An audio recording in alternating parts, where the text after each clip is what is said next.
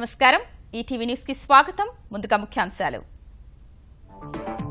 నేటి నుంచి ప్రధాని అమెరికా పర్యటన మోదీని నిజమైన మిత్రుడిగా అభివర్ణించిన డొనాల్డ్ ట్రంప్ సోమవారం ఇరువురు నేతల మధ్య చర్చలు పోర్చుగల్తో స్నేహగీతం ఆలపించిన ప్రధాని మోదీ ఇరు దేశాల మధ్య 11 ఒప్పందాలు 40 లక్షల యూరోలతో సంయుక్త పరిశోధక నిధి ఏర్పాటు కృష్ణా జలాలపై తెలుగు రాష్ట్రాల భిన్న వాదనలు బేసిన్లో ప్రాజెక్టులకే ప్రాధాన్యమివ్వాలన్న తెలంగాణ ఆ మాట చట్టంలో ఉందా అని ఏపీ ప్రశ్న కియా మోటార్స్ కు భూమి అప్పగింతపై చంద్రబాబు సమీక్ష స్థలం వెంటనే అప్పగించాలని సూచన పెద్ద ఎత్తున మౌలిక వసతుల కల్పనకు ఆదేశం ఉద్యోగుల క్యాడర్ మార్పు ఈ నెల 29 కల్లా ప్రతిపాదనలు ఇవ్వాలని తెలంగాణ సీఎస్ ఆదేశం కేసీఆర్ ఢిల్లీ పర్యటనలోనే రాష్ట్రపతి ఆమోదం పొందేలా చర్యలు తెలుగు రాష్ట్రాల బాటలోనే మహారాష్ట్ర 34,000 కోట్ల రుణమాఫీ ప్రకటన ఒక్కో రైతుకు 1,5 లక్షల వరకు అప్పులు రద్దు చేస్తామన్న ఫడ్నవీస్ మహిళల క్రికెట్ ప్రపంచ కప్లో భారత్ బోణి 35 పరుగులతో తేడాతో ఇంగ్లాండ్పై జయభేరి స్మృతి మందనకు man of the match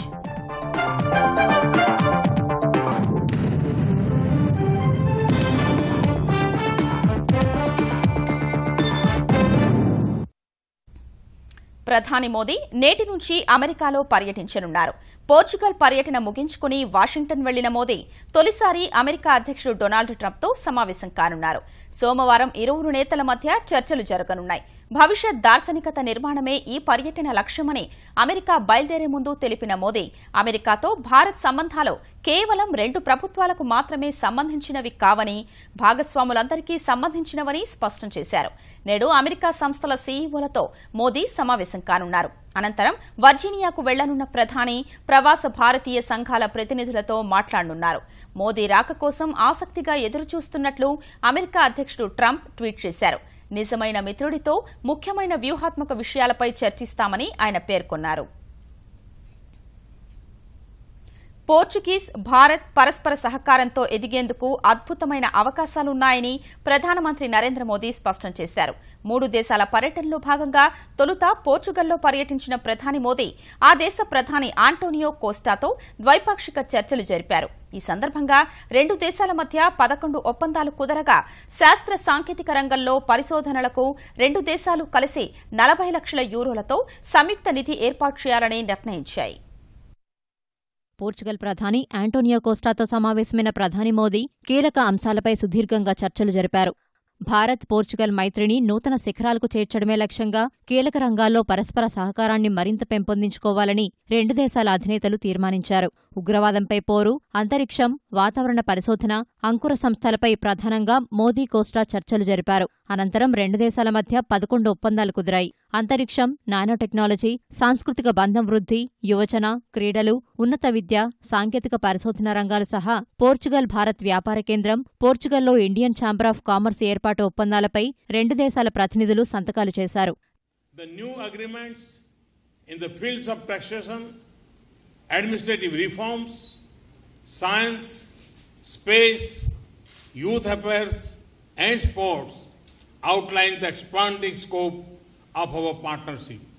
Our cooperation in science and technology is also gaining momentum.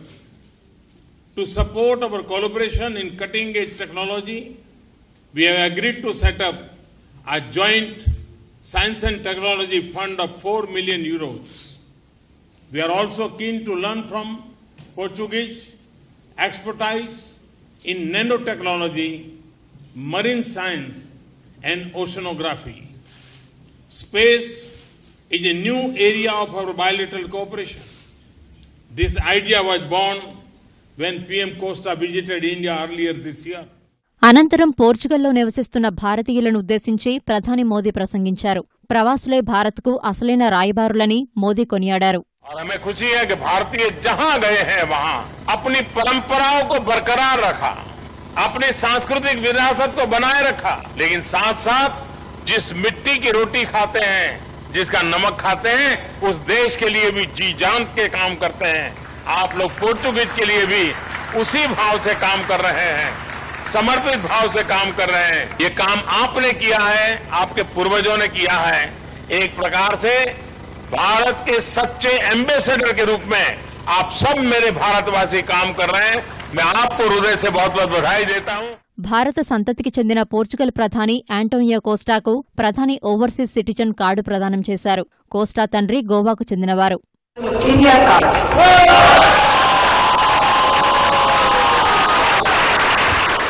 అంతకుముందు ప్రధాని మోదీ లిస్బన్లోని రాధాకృష్ణ ఆలయాన్ని సందర్శించారు. ప్రధాని మోదీని చూసేందుకు అక్కడి వందల సంఖ్య భారతీయులు తరలివచ్చారు. అక్కడే ఏర్పాటు చేసిన యోగా కార్యక్రమాన్ని ఆయన తిలకించారు.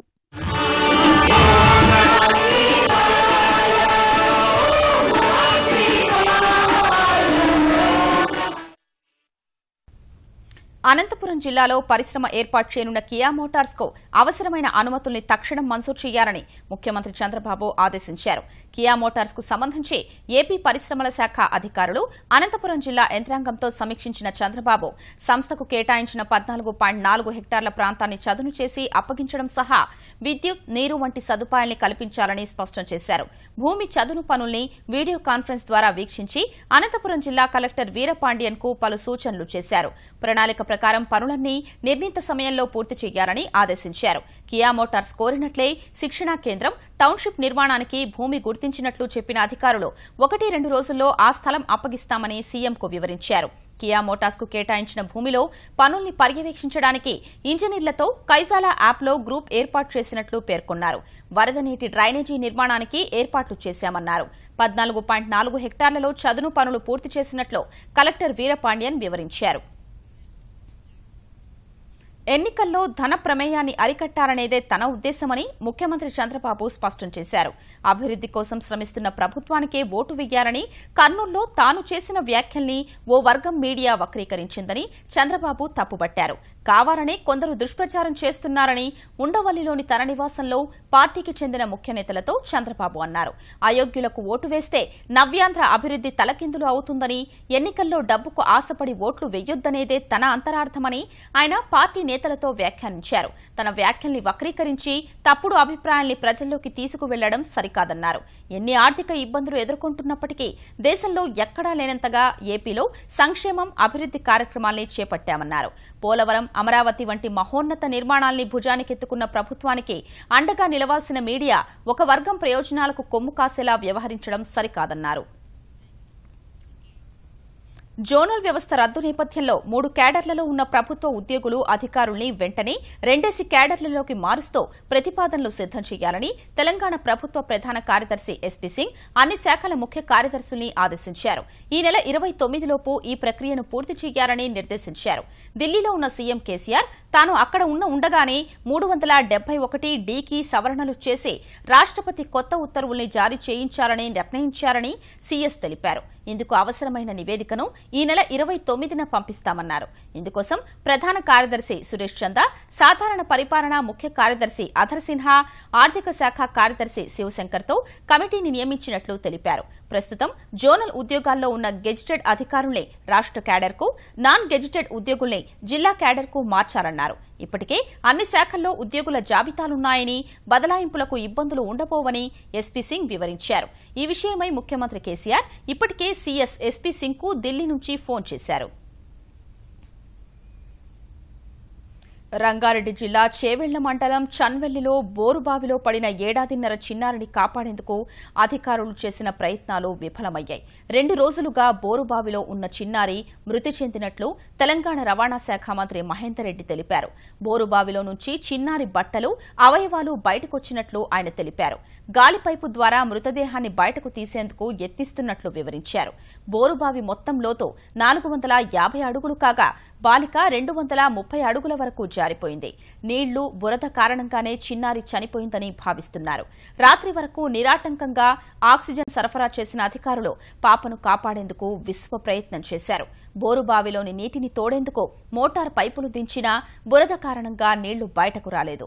బోరుబావిలో పడిన చిన్నారిని ఎలాగైనా రక్షించాలని ఢిల్లీలో ఉన్న ముఖ్యమంత్రి కేసీఆర్ కూడా అధికారుల్ని ఆదేశించారు. అయినప్పటికీ అధికారులు చేసిన ప్రయత్నాలేవీ ఫలించలేదు.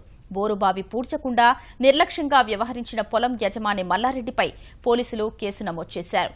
జిల్లాలో ప్రమాదకరంగా ఉన్న బోర్లను గుర్తించి వెంటనే పూడ్చివేయాలని మంత్రి మహేందర్ రెడ్డి రెవెన్యూ అధికారుల్ని ఆదేశించారు.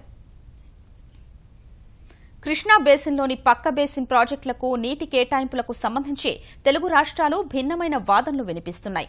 బేసిన్ అవసరాలకే అధిక ప్రాధాన్యమివ్వాలని తెలంగాణ కోరుతుంటే ఆ బాధ్యతను విభజన చట్టం అప్పగించిందా అని ఆంధ్రప్రదేశ్ ప్రశ్నిస్తోంది. కృష్ణా జలాల పంపిణీకి సంబంధించి విచారణ జరపాల్సిన అంశాల ఖరారుకుగాను ఇరు రాష్ట్రాలు తమ వాదనల్ని లిఖితపూర్వకంగా బ్రిజేష్ కుమార్ ట్రైబ్యునల్లో దాఖలు చేశాయి.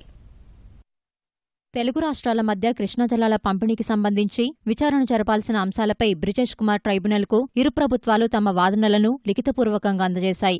తెలంగాణ ప్రభుత్వం 16, ఆంధ్రప్రదేశ్ సర్కారు 11 అంశాలను ప్రస్తావించాయి. కృష్ణా బేసిన్లో మొత్తం నీటి లభ్యత, ప్రాజెక్టుల నీటి అవసరాలను పంటల సాగు పద్ధతి ఆధారంగా అంచనా వేసి అవగాహనకు రావాలని తెలంగాణ కోరుతోంది. ప్రస్తుత వినియోగం, నిర్మాణంలోని ప్రాజెక్టులు, భవిష్యత్ ప్రాజెక్టులకు నీటి కేటాయింపులు చేసేందుకు పక్క బేసిన్ ప్రాజెక్టుల్లో ఎక్కువగా జరుగుతున్న నీటి వినియోగాన్ని పరిగణలోకి తీసుకోవాలని డిమాండ్ చేసింది. శ్రీశైలం ఎడమకట్టు కాల్వ, కల్వకుర్తి, నెట్టెంపాడు, పాలమూరు, డిండి ప్రాజెక్టులు సహా హైదరాబాద్ తాగునీటికి 75% నీటి లభ్యత కింద కేటాయింపులు చేయాలని కోరింది. ఆంధ్రప్రదేశ్లో గోదావరి నీటి మళ్లింపు, పులిచింతల నిర్మాణం, అమరావతి వల్ల ఆయకట్టులో తగ్గుదలను పరిగణలోకి తీసుకుని బేసిన్ పరిధిలోని ప్రాజెక్టుల కేటాయింపులను సమీక్షించాలని వాదిస్తోంది. కేసీ కాల్వ, ఎస్ఆర్బీసీ సాగర్ కుడికాల్వ, తుంగభద్ర హెచ్ఎల్సీ కింద పంటల విధానంలో మార్పులు చేసి ఆదా అయ్యే నీటిని బేసిన్లోని ప్రాజెక్టులకు కేటాయించాలని తెలంగాణ కోరింది. పక్క బేసిన్లో నీటి మళ్లింపును ప్రాజెక్టుల వారీ కేటాయింపులకు మాత్రమే పరిమితం చేయాలని, బేసిన్ అవసరాలకే ప్రాధాన్యమివ్వాలని సూచించింది. ట్రైబ్యునల్ 2013లో ఇచ్చిన నివేదిక కృష్ణానది యాజమాన్య బోర్డును కృష్ణా జలవివాద అమలు బోర్డులో విలీనం చేసే అంశాలను విచారణ సందర్భంగా పరిగణలోకి తీసుకోవాలని తెలంగాణ కోరుతోంది. కృష్ణా జల వివాదాలపై 2 ట్రైబ్యునల్లు చేసిన కేటాయింపులను సమీక్షించాలని విభజన చట్టం చెప్పిందా అని ప్రశ్నించిన ఆంధ్రప్రదేశ్ పక్క బేసిన్లో ప్రాజెక్టుల వినియోగాన్ని తగ్గించి బేసిన్లోని ప్రాజెక్టులకు ప్రాధాన్య క్రమంలో కేటాయింపులు చేసే బాధ్యత అప్పగించిందా అని అడిగింది. మొదటి ట్రైబ్యునల్ పరిష్కరించిన అంశాలను మళ్లీ తెరపైకి తెచ్చే అవకాశం లేదని, ఆ ప్రాజెక్టులకు రక్షణ ఉండదా అని ప్రశ్నించింది. ప్రాజెక్టులకు ఉమ్మడి రాష్ట్రంలో ప్రాంతాలకు చేసిన నికర జలాల కేటాయింపును మళ్లీ ప్రస్తావించవచ్చా అని ప్రశ్నించింది. విభజన చట్టం 11వ షెడ్యూల్ ప్రకారం ఉమ్మడి రాష్ట్రంలో చేసిన ప్రణాళిక మేరకు ప్రాజెక్టులకు నీటి పంపిణీ కొనసాగాలని కోరింది.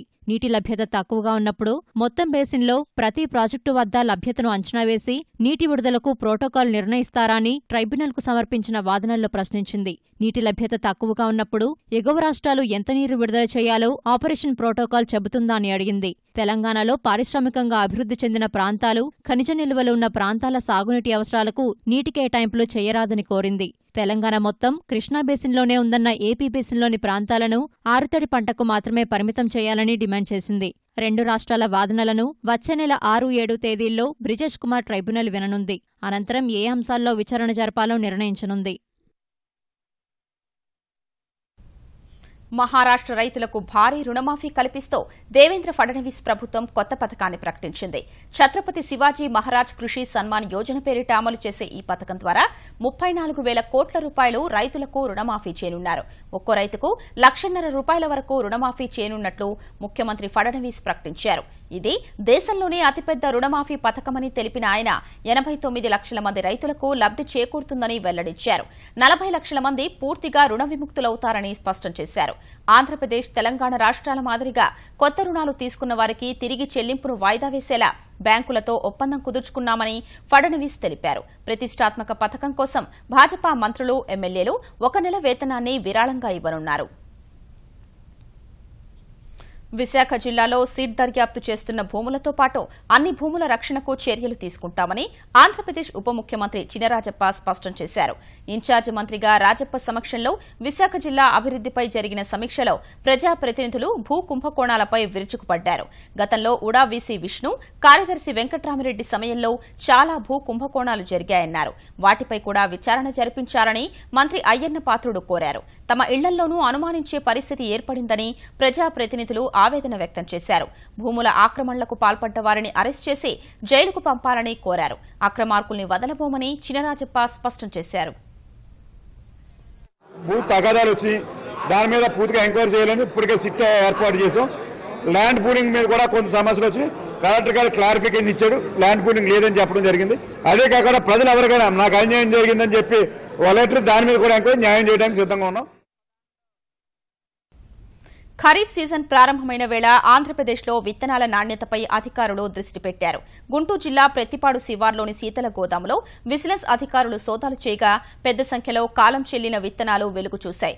1,75,000 కిలోల మినుము విత్తనాలు, 1,10,000 కిలోల పెసర విత్తనాలు, 13,000 కిలోల నువ్వుల విత్తనాల్ని విజిలెన్స్ అధికారులు స్వాధీనం చేసుకున్నారు. వాటి విలువ 4 కోట్ల వరకు ఉంటుందని అధికారుల అంచనా. ఏపీ సీడ్ సంస్థ గతేడాది ఆగస్టులో దాచిపెట్టిన ఈ విత్తనాల్ని సకాలంలో రైతులకు సరఫరా చేయకపోవడంతో ఈ పరిస్థితి ఏర్పడినట్లు విజిలెన్స్ అధికారులు గుర్తించారు. విత్తనాలు సీజ్ చేసిన అధికారులు ఈ అంశాన్ని ఉన్నతాధికారుల దృష్టికి తీసుకెళ్తామన్నారు. శ్రీరామ్ సాగర్ ప్రాజెక్టు వరద కాలువ నిర్మాణ వ్యయం మళ్లీ పెరిగింది. 9,886 కోట్ల రూపాయలకు నిర్మాణ వ్యయం అంచనా పెంచుతూ చీఫ్ ఇంజనీర్ తెలంగాణ సర్కార్కు ప్రతిపాదనలు పంపారు.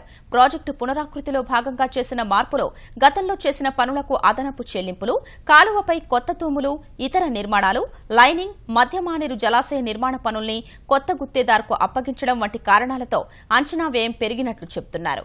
కరీంనగర్, పెద్దపల్లి, సిరిసిల్ల, జగిత్యాల, హుస్నాబాద్, జనగాం ప్రాంతాల్లో 2,20,000 ఎకరాలకు సాగునీరు ఇచ్చేందుకు 1,331 కోట్ల రూపాయల అంచనా వ్యయంతో కేంద్ర జల సంఘం 1996లో ఈ ప్రాజెక్టుకు ఆమోదం తెలిపింది.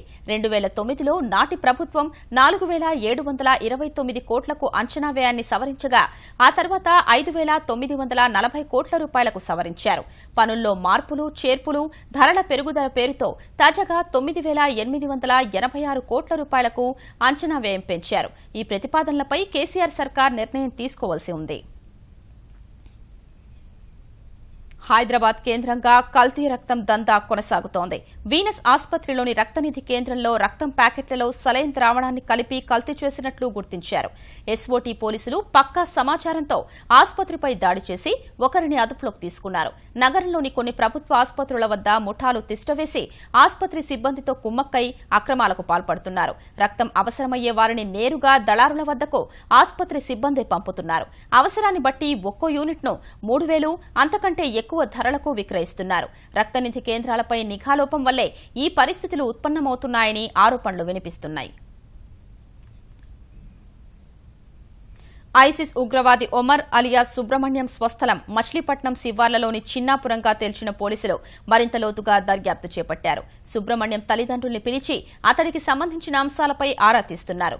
మచిలీపట్నం కోనేరు సెంటర్లో ఉండే భిక్షుబాయ్ అనే దర్జీ సుబ్రహ్మణ్యాన్ని ఉగ్రవాద సంస్థల్లో చేరేలా ప్రోత్సహించినట్లుగా ప్రాథమికంగా అంచనాకొచ్చారు. స్థానిక మదర్సా నుంచి నేరుగా హైదరాబాద్ వెళ్లిన సుబ్రహ్మణ్యం ఒమర్గా పేరు మార్చుకుని గుజరాత్ వంటి ప్రాంతాలకు వెళ్లి వచ్చినట్లు గుర్తించారు. 2014 తరువాత మతం మారిన సుబ్రహ్మణ్యాన్ని తల్లిదండ్రులు మందలించడంతో ఇల్లు వదిలిపోయినట్లు గుర్తించారు. ఫేస్బుక్, వాట్సాప్ లాంటి మాధ్యమాల ద్వారా ఐసిస్ సానుభూతి పరులతో సంకేత భాషలో సంభాషిస్తున్నట్లు గుర్తించాయి.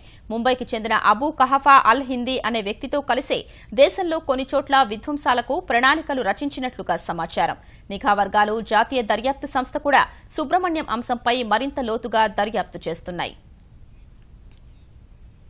జంట నగరాల్లో బోనాల పండుగకు సర్వం సిద్దమైంది.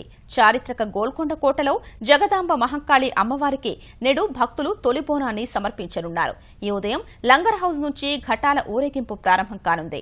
మార్గమధ్యంలో చోటా బజార్ ప్రాంతంలో పూజారి ఇంట్లో అమ్మవారికి ప్రత్యేక పూజలు నిర్వహిస్తారు. అనంతరం భారీ ఊరేగింపుగా ఉత్సవ విగ్రహాల్ని కోటపైకి తీసుకెళ్తారు. ఆలయంలో అమ్మవారిని ప్రతిష్ఠించి పూజిస్తారు. భక్తి శ్రద్దలతో బోనం సిద్దం చేయనున్న మహిళలు అమ్మవారికి సమర్పించి చల్లగా చూడాలని వేడుకుంటారు.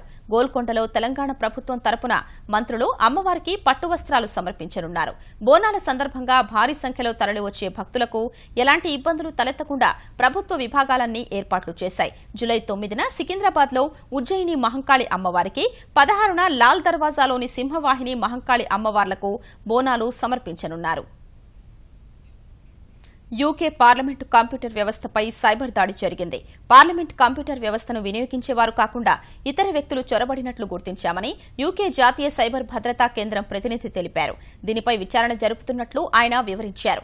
అన్ని కంప్యూటర్లు, అందరి అకౌంట్లు భద్రంగా ఉంచేందుకు అన్ని చర్యలు తీసుకున్నట్లు వెల్లడించారు. ముందు జాగ్రత్త చర్యగా బయటి నుంచి పార్లమెంట్ కంప్యూటర్ వ్యవస్థ, ఈమెయిల్ను వినియోగించే వెసులుబాటును తాత్కాలికంగా నిలిపివేశారు.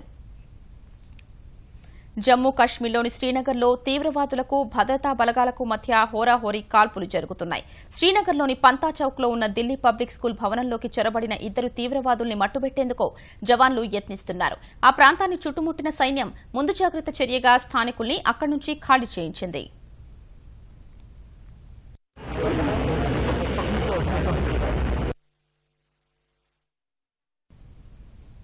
ముఖ్యాంశాలు మరోసారి. నేటి నుంచి ప్రధాని అమెరికా పర్యటన. మోదీని నిజమైన మిత్రుడిగా అభివర్ణించిన డొనాల్డ్ ట్రంప్. సోమవారం ఇరువురు నేతల మధ్య చర్చలు. పోర్చుగల్తో స్నేహగీతం ఆలపించిన ప్రధాని మోదీ. ఇరు దేశాల మధ్య 11 ఒప్పందాలు, 40 లక్షల యూరోలతో సంయుక్త పరిశోధక నిధి ఏర్పాటు. కృష్ణా జలాలపై తెలుగు రాష్ట్రాల భిన్న వాదనలు. బేసిన్లో ప్రాజెక్టులకే ప్రాధాన్యమివ్వాలన్న తెలంగాణ. ఆ మాట చట్టంలో ఉందా అని ఏపీ ప్రశ్న. కియా మోటార్స్ కు భూమి అప్పగింతపై చంద్రబాబు సమీక్ష. స్థలం వెంటనే అప్పగించాలని సూచన. పెద్ద ఎత్తున మౌలిక వసతుల కల్పనకు ఆదేశం. ఉద్యోగుల క్యాడర్ మార్పు ఈ నెల 29 కల్లా ప్రతిపాదనలు ఇవ్వాలని తెలంగాణ సీఎస్ ఆదేశం. కేసీఆర్ ఢిల్లీ పర్యటనలోనే రాష్ట్రపతి ఆమోదం పొందేలా చర్యలు. తెలుగు రాష్ట్రాల బాటలోనే మహారాష్ట్ర. 34,000 కోట్ల రుణమాఫీ ప్రకటన. ఒక్కో రైతుకు 1,5 లక్షల వరకు అప్పులు రద్దు చేస్తామన్న ఫడ్నవీస్. మహిళల క్రికెట్ ప్రపంచ కప్లో భారత్ బోణి. 35 పరుగుల తేడాతో ఇంగ్లాండ్పై జయభేరి. స్మృతి మందనకు మ్యాన్ ఆఫ్ ది మ్యాచ్.